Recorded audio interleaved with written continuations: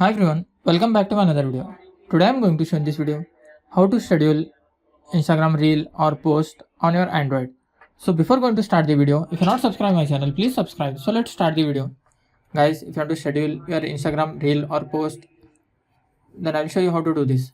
First of all, you have to open your Instagram app, then add your reel, then tap on next. You have to scroll down. You will find here more option. Click on that. Here you will find schedule this reel. Just enable this option, then select the schedule date and time.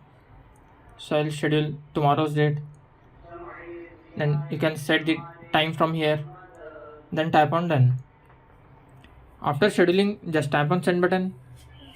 Then your reel or video or post will be scheduled. That's it guys. So in this way you can schedule your Instagram reel and post on your Android. Thanks for watching. Hope if you like this video, please like, share and don't forget to subscribe.